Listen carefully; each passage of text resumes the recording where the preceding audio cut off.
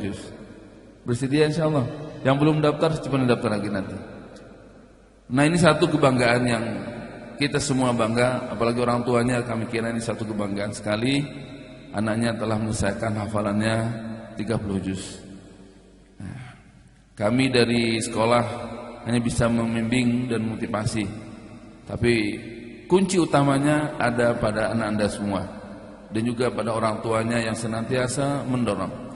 Makanya kenapa ketika hadis tentang orang yang hafal Quran, orang tuanya dipakaikan mahkota. Dengan sebuah hadis dikatakan nanti akan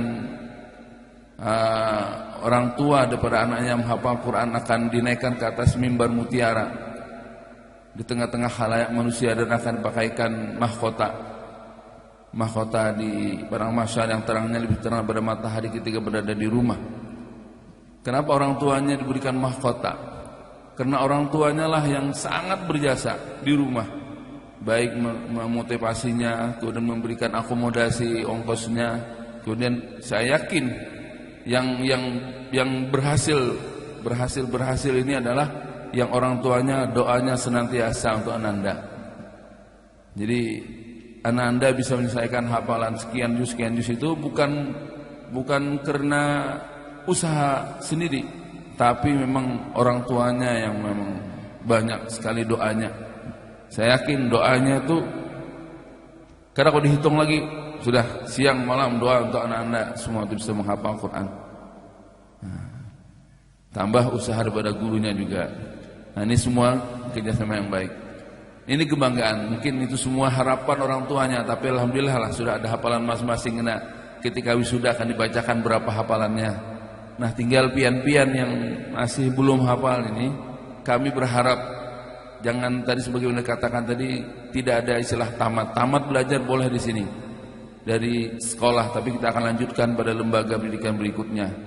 Makanya kami terus mendorong kepada anak Anda supaya memilih sekolah pendidikan yang masih sinergi dengan apa yang sudah diusahakan selama 3 tahun atau 6 tahun di sini.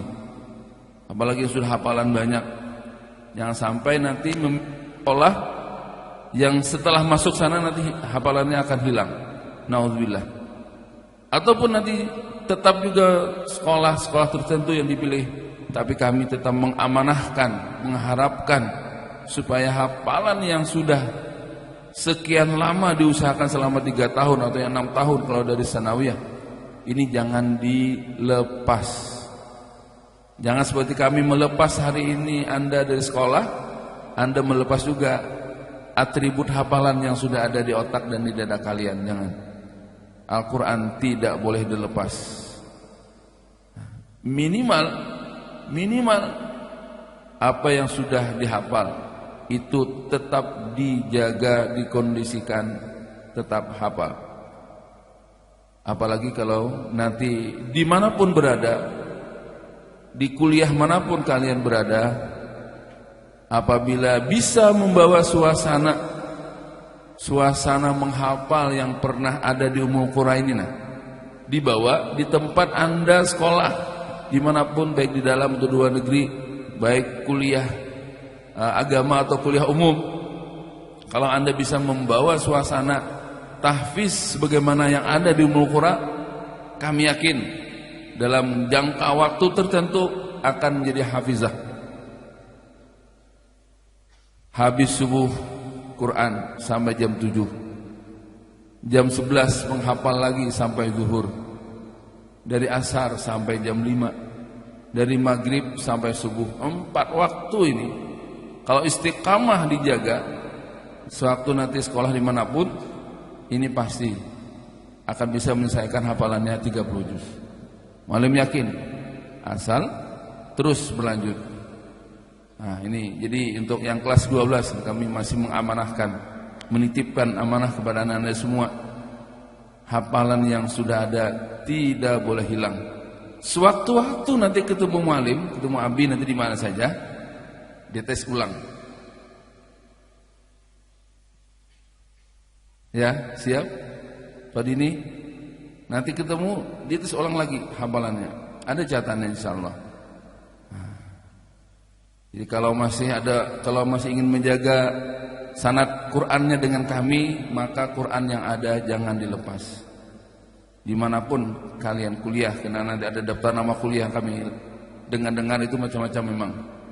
Tapi tetap titipan kami, amanah kami, Qur'an jangan dilepas.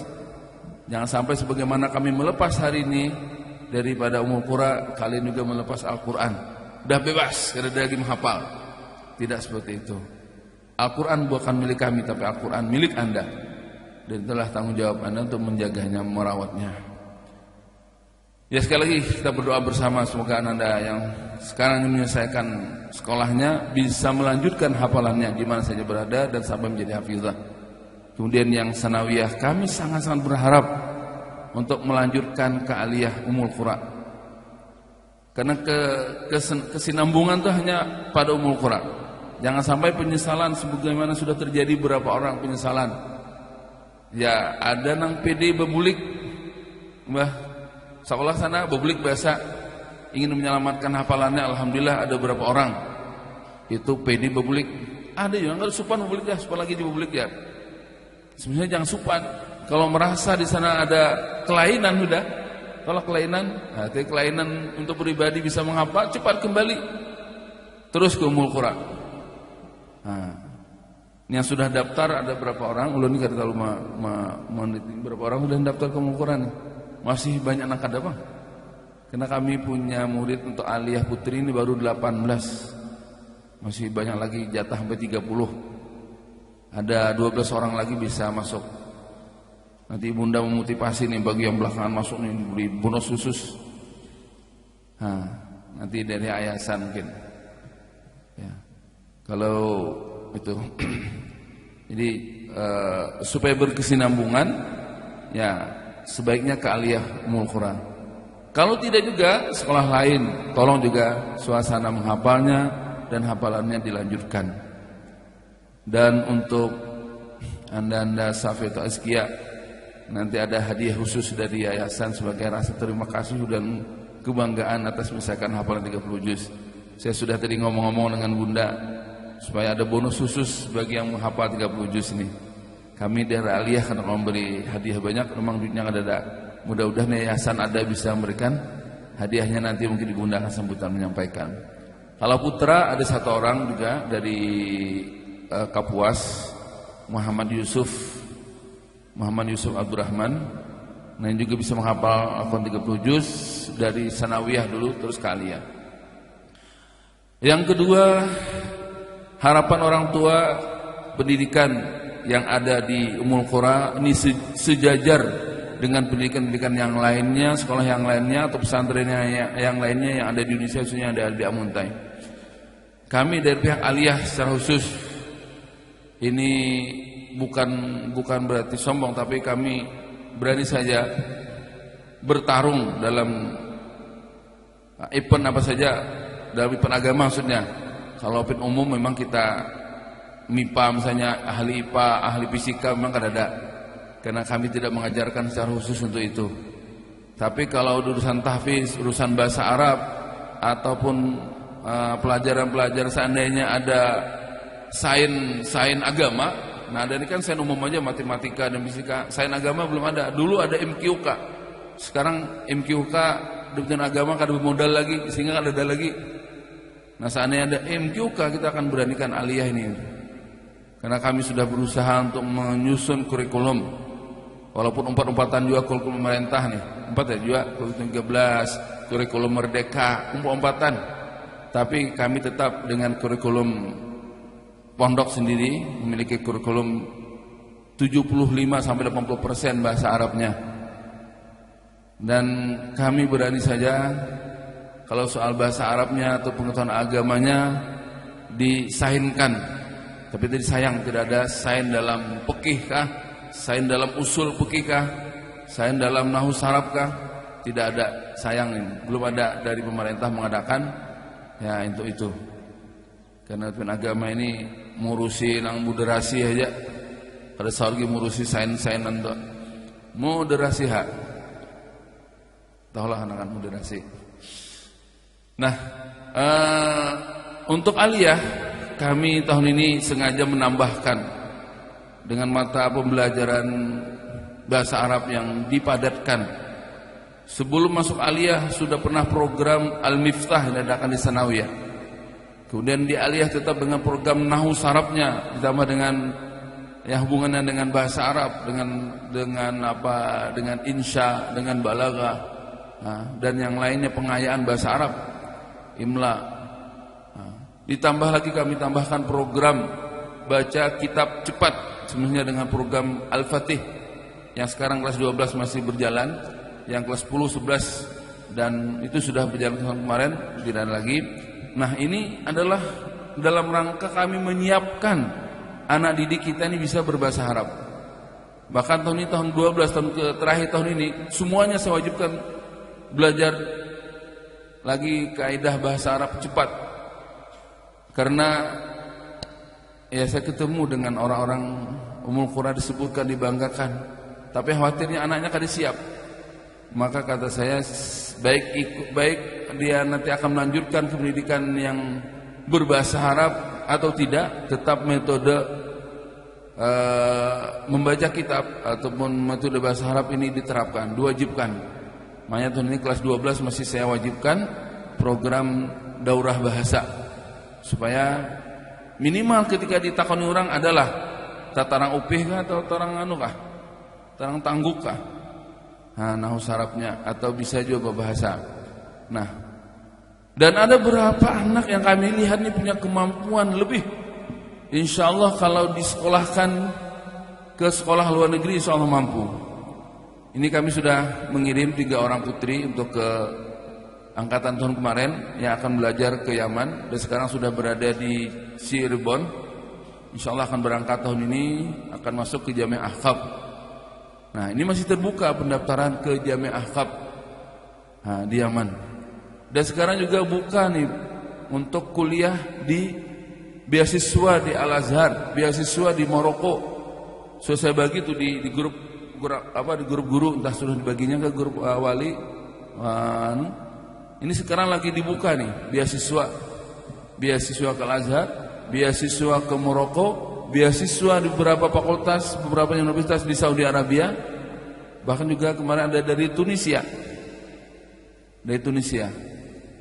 Nah, tinggal anaknya nih, kami sudah berusaha untuk memberikan motivasi siap belajar ke luar negeri.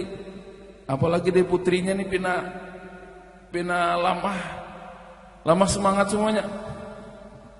Pada punya kemampuan. Sampai itu azkia ini kami yakin sudah dengan orang tuanya cepat masukkan. Kalau enggak ke Yaman, ke Mesir, silakan terbuka. Mau ke Tunisia ada, mau ke Maroko sekarang ada. Ada si kembar mana, si Nadia dengan si. Ini kemampuannya cukup. Sayangnya kuliah ke IAIN Jogja, IAIN mana saja. Kami sudah menyiapkan Qur'annya dengan bahasa Arabnya, yang semestinya ini modal utama untuk tes ke luar negeri, untuk belajar luar negeri, tapi sayangnya kenapa dikuliahkan? Bukan kita menafikan kuliah di Indonesia, tapi kesempatan. Apalagi ini ada dari Balangan nih, santri-santri santriwati dari Balangan. Balangan akan memberikan 100 orang tahun ini nih, beasiswa untuk belajar ke luar negeri. Kemana saja luar negerinya, mau ke Saudi, mau ke Mesir, mau ke Yaman, mau ke Pakistan. 100 orang. Tahun kemarin 60, cuma 37 orang. Nang siap berangkat orangnya. Berlebihan kotanya. Tahun ini 100, nggak tahu berapa yang daftar sudah. Ada beberapa anak kami yang dari Balangan nih. Dari putra ada beberapa orang. Dari putri ini siapa nih? Tuh orangnya. Ngarannya diingat loh, tapi apa ngarannya? Sayang punya kemampuannya ada, kami yakin bisa. Dan pemerintah daerahnya mendukung 100%. Tinggal balapor aja berangkat. Dan beasiswa akan diberikan 80 juta. Beasiswa pertama, nanti akan susulan beasiswa berikutnya dalam pendidikan. Tapi pina lamah benar ditawari. Ini amuntai, jangan hanya ada bisa berebut. Tapi kada ada orangnya, pemerintahnya pulang ada mampu, kada ada duitnya. Balangan duitnya banyak, orangnya pina ngelakian, ada Muhammad Amin, ada Akli, ada pina layu menusul ke luar negeri, belum berjuang sudah kada berani. Dulu cerita nih malam juga, ya tahun 89, 87, 89 termasuk 10 besar Samuntai. Memang saya juara 3, melebihi daripada sekolah umum yang lain. Masuk IAIN memang tanpa beasiswa, tanpa tes dan dapat beasiswa. Kemudian oleh orang tua ikutkan tes ke Mesir. Sudah semester 3 dan nilai saya di atas, tinggi-tinggi semuanya, di atas kemampuan yang biasa lah. Punya seandainya boleh mengambil 30 SKS, tapi tidak boleh dengan 24 aja. Nah, ketika lulus ke Mesir oleh dosen saya waktu itu, bukan Pak Kamaran, ibu saya sebelumnya, Pak Rektor, panggil saya, Ustaz Ridho, apa ke Mesir? Nanti kamu saya kirim ke Kanada, tamat S1 sini, beasiswa ke Kanada. Tawarkan ke Kanada. Dosen-dosen saya mengatakan saya lulus, semua manggil dekan saya juga. Nanti kami bantu kamu ke Belanda, ke Kanada, ke Belanda seterusnya. Bingung jadinya. Memang waktu tes itu setengah-setengah juga waktu situ. Tapi kata orang tua, ya untuk apa? Belajar umum. Akhirnya ikut manut-manut orang tua lah. Waktu itu berat-berat juga. Akhirnya oleh orang tua sudah dorong, suruh bilang ke rumah perguruan bertahan. Baru cerita akan diberangkatkan ke Kanada, kamu mau jadi ini dan itu. Akhirnya Allah manut orang tua, alhamdulillah berhasil juga, bisa juga kayak orang. Nah, kami yakin anak-anak kami sekarang lebih lagi daripada kami dulu. Kami sudah menyiapkannya. Jadi tolong kalau ada orang tua santri di sini, sekali lagi yang kami ada melihatlah ada beberapa orang yang punya kemampuan bisa keluar negeri. Masalah duit tuh insya Allah kami berikan berjual pehomaan juga untuk berangkat. Artinya insya Allah kada apa-apa. Nah, jadi ada beberapa orang santri-santriwati yang masih kami motivasi nih. Ini dari Ampah nih, besok ada tes di Tamiang untuk beasiswa juga. Barabai yang bikin beasiswa, Tanjung bikin beasiswa pemerintahnya. Cepatlah ikut kesempatan diberikan oleh pemerintah daerah itu untuk diambil. Bukan kita punya minta-minta dengan pemerintah, memang ada jatahnya, duit kita juga, duit rakyat juga. Artinya ada bapak mengambil jatah itu. Nah, kami motivasi untuk itu. Ya tinggalkan, walaupun lulus di IAIN, lulus di mana, insya Allah ada jadi masalah itu. Kesempatan untuk belajar di negeri, jelas untuk belajar agama itu tidak akan sama. Yang lebih dekat kepada akarnya dengan yang jauh daripada akar. Artinya agama ini kan mulanya dari Arab dan akarnya di sana. Nah, insya Allah. Jadi kami masih mengharapkan untuk orang